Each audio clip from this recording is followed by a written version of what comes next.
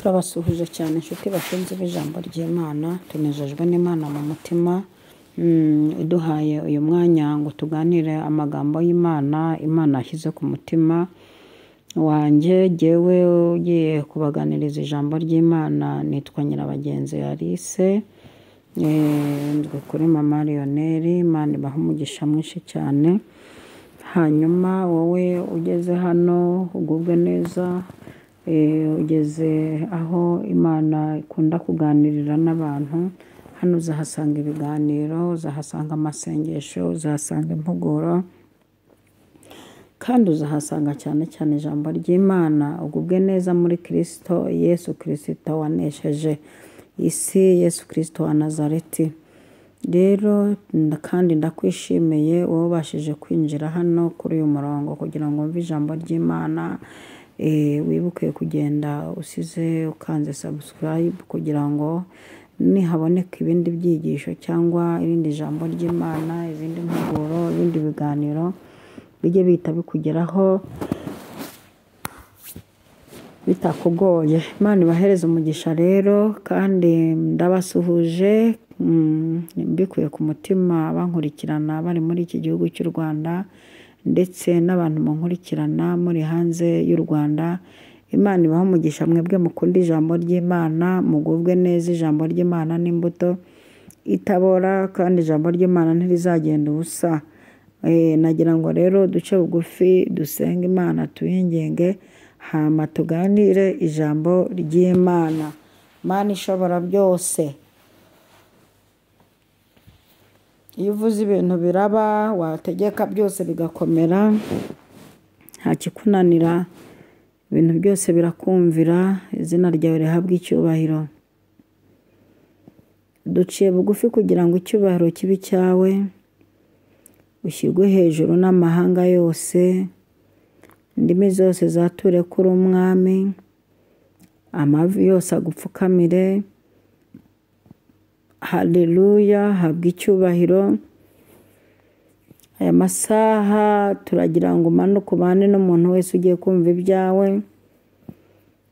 Imirindi yawe igendagende muri we, kandi imirindi yawe ikomeze kumvikana mu mitima y'umuntu wese uri hano. Urakoze cyane ku muntu ugiye kumva kandi akumvira. Mbisenze shima mu izina rya Yesu Kristo. Amen, amen. Turagira ngo tuganire amagambo y'Imana dusanga mu gitabo cya mbere cya Mose cyitwa Itangiriro, igice cya 4. Hanyuma turahera ku murongo wa 5. Haravuga ngo maze ntiyita kuri Kayini n'ituro rye. Kayini ararakara cyane, agaragaza umubabaro. Murongo wa 6. Uwiteka abaza Kayini ati, ni iki kikurakaje?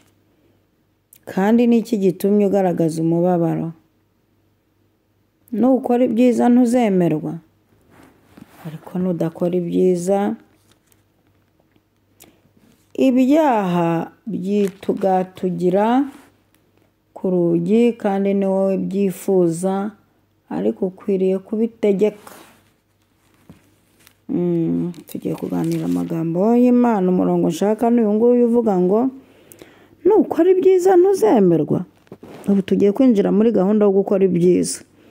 Nubwo umuntu aharanira gukora ibyiza, ibibi bikamutanga imbere, ariko ntacyo aba yabyutse agategura akavuga ati uyu munsi ndakora ibyiza. Uzi ko hari n'umuntu utabitegura, utabiharanira, avuga ati uyu munsi ndakora ibyiza. N'iryo jambo rero nshaka ko tuganira, kandi ndumva riri bubanezeze, nanjye riri kumo riramfasha. Ni ijambo rifite ahantu rigukura rikagera naho rikujyana. Rikubaza ngo nukora ibyiza ntuzemerwa. Ikindi, dore ibyaha byitugatugiye ku rugi rw'umutima. Kandi ibi byaha byitugatugiye ku rugi rw'umutima ni we biri gushakisha. niwe byifuza, ariko ukwiye kubitegeka. Aka kantu ko gutegeka ibyaha nako turakavugaho. Ndifuza ko umuntu tugiye kuganira hano akwiye kuba umurokore cyangwa se kuba umuntu ukijijwe, ariko neza. Muri iyi minsi abantu barimo barashaka gukizwa biri mu wayene by'umujyi, bidakabirije, genda umurokore utabikabirije, genda umurokore utabikabza, ririya dini rirakabya rikabya ikirokore cyane, uriya muntu akabya ikirokore cyane. Ari abantu ntabwo barimo bashaka gukabya, kandi Yesu arashaka ko abantu bakabya kumukunda, kuko nawe kudukunda yarakabije kugeza ubwo atwitangira. Rero turi kurivuga ngo nukora ibyiza ntuzemerwa. Ikindi ukwiye gutegeka ibyaha. Izi nkuru ni igihe Kahini yicaga mwene nyina, arangije amujijije ishari nk'uko twabivuze mu cyigisho cyatambutse cy'ishari. Hanyuma arabazwa ngo umujijije iki. Bijyari nko mu rubanza, harimo nk'urubanza rwo gusobanura impamvu amwishe, rwo gusobanurirwa impamvu ituro rye ritanemewe kubera uburyo yari yatanze ibintu by'injonjori. Hari abantu batajya bamenya aho Imana yabakuye ngo bamenye no kuyitura. Hari abantu babi batazi gutura Imana, kandi reka mbabwize ukuri, reka mvugane n'abantu baza mu nzu y'Imana. Burya mu bintu ukwiye kwitwaza ugiye mu nzu y'Imana, njya nkunda kubivugaho, hari ibintu bitanu umukristo akwiye kwinjirana mu nzu y'Imana. Uraza gusanga n'ituro ririmo, ni Bibiliya, igitabo cy'indirimbo, agenda, bike n'ituro. Ituro, nta muntu w'Imana ubundi ukwiye kwinjira mu rusengero atajyanye ituro. Na Yesu akunda amaturo. Mwibuke ko hari igihe bigeze kugera igihe cyo guturisha, nimba korari zarimo zihimbaza simbizi, Yesu araza yegera igiturisho, akajya areba uko batura, asanga umudamu utuye amakota 2. Muraza kwihangana, irivuga butumwa nditambukije naniwe cyane, ariko mu buryo bw'umwuka ndumva nta munaniro mfite. Yesu arangije yicara hafi y'igiturisho, abona umudamu atuye amakuta 2, abandi batuye ibifaranga byinshi cyane. Ariko aza kumenya ko impamvu umudamu atuye amakuta 2 niyo afite, ahubwo abona ni nawe watuye kurusha abandi, kuko utwo afite twose yatwisopfye yatumariye Imana. Rero ibi bintu byo gutura, bamwe hari ukuntu nyine baturisha ubona harimo kata z'imibereho myiza yabo, nanjye kuvuga ngo y'abaturage z'imibereho myiza yabo, ariko ndashaka kwivugira ku gutura ituro rivuye ku mutima ukunze, kuko hari abantu badatura bivuye ku mutima ukunze, ahubwo bivuye ku mutima w'umushumba umuturisha, umupureshinga, ufite uburyo ituro yarihaye izina, uburyo ari kurivuga, uburyo arimo ababwira ko nibadatura bazanakubitwa, bazanavunagurika, mbega ibintu nk'ibyo. Ndi kwivugira rero kuri iri turo ry'umutima ukunze.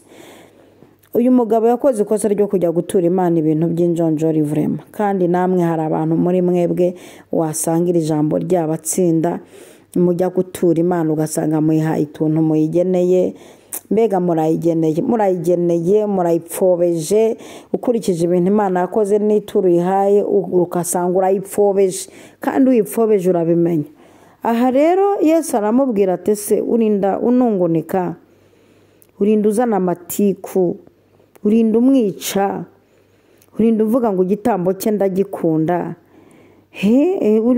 murinda muvuga ngo uriya muntu ngo niwe Imana ikunda, uriya muntu Imana imusubiza buri munsi, uriya muntu Imana iramubaza ndetse nukora ibyiza ntuzemerwa. Abantu rero muri iyi minsi bari gushaka ko bemerwa nta byiza bakoze. Imana idufashe cyane, nukora ibyiza ntuzemerwa, uzemerwa, ariko nuramuka ukoze ibintu byiza nubwo uzirirwa wipresenta uvuga ngo nibantorera uyu mwanya ngo gende umva ngo mwantorera uyu mwanya hanyuma nkawuyobora nuko ari byiza uzemerwa bagutore kuri uwo mwanya. We rwana no gukora ibintu byiza. Hari ijambo nasomye muri Bibiliya rivuga ngo ninde uzabagirira nabi nimugira ishyaka ry'ibyiza yava hese, ninde se yaba satese yabyubahuka ate? Ninde uzabagira nabi nimugira ishyaka ry'ibyiza? Nuko ari byiza ntabwo uzemerwa. Kuki ushaka ko wemerwa nta byiza wakoze? Turi ku murongo wo kwemerwa sasa. Kugira ngo nemerwe birasaba iki? Birasaba ko nkora ibyiza imbere y'Imana, ngakora ibyiza kugira ngo nemerwe. Imana idushyigikire cyane. Nkunda gutanga ingero muri Bibiliya kandi Bibiliya iracyaryoha. Ntabwo akenshi igihe nkunda gutanga ingero mu migani cyangwa kwitangaho ingero cyangwa gutanga ingero ku bantu batagize icyo bamarira Imana n'abantu. Gukora ibyiza ukemerwa, gukora ibyiza ukageraho yemerwa. Rimwe Uwiteka yigeze kuvuga ngo mbonye umuntu ufite umutima umeze nk'uko nshaka, ari Dawidi. Gukora ibyiza ukagezaho wemerwa, nubwo inshuro nyinshi bivuna cyangwa bigora gukiranuka, hari igihe kenshi bivunana cyangwa bikagorana, ariko byavunana byagira birimo akantu.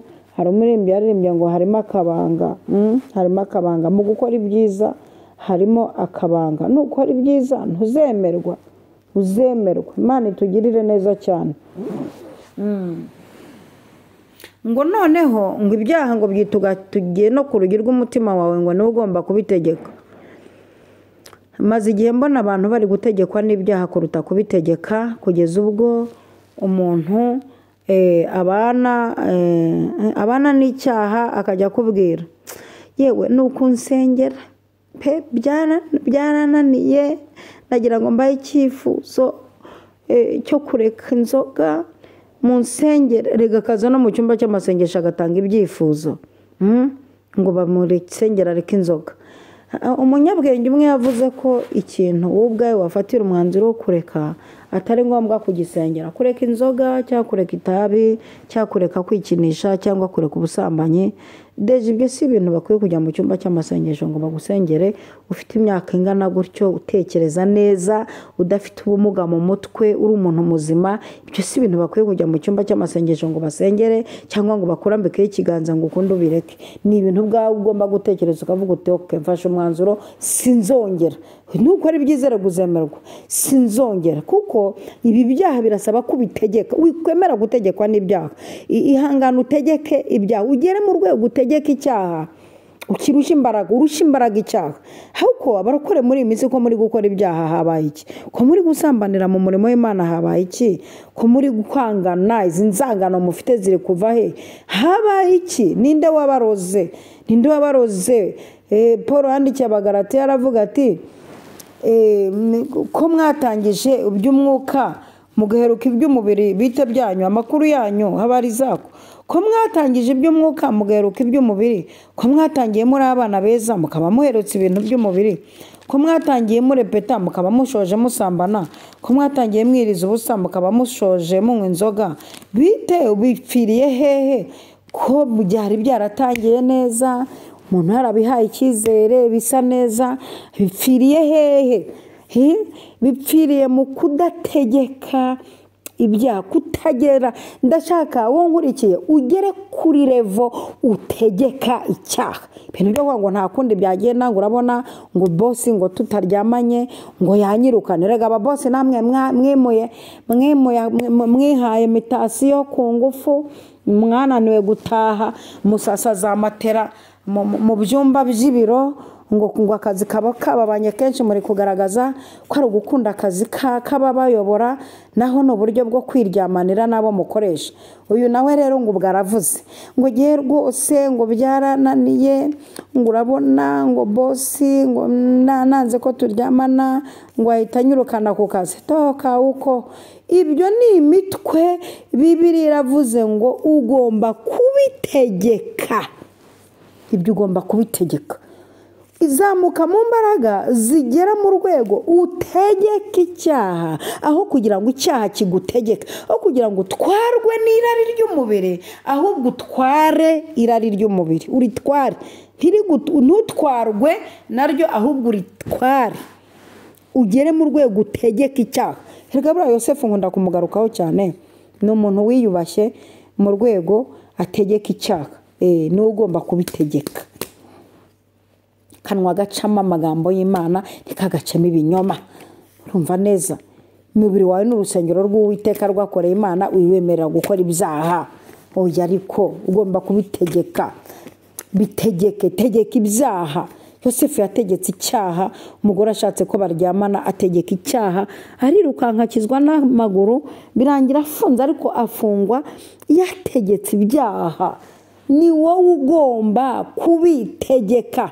Ngo urabona ngo nshatse umugabo w'inzoga, ngo rwose ngo abisaba kwaka kamuvinyo tugasangira, ngo nkajya no kukagura, ngo rwose ngo ndamutse ntayinyweye, ngo urabona ngo yanyanga, ngo urabona ngo urareba, ngo urabona ngo ni n'umuzungu, ngo aka kantu ngo bo barakanywa barakemererwa.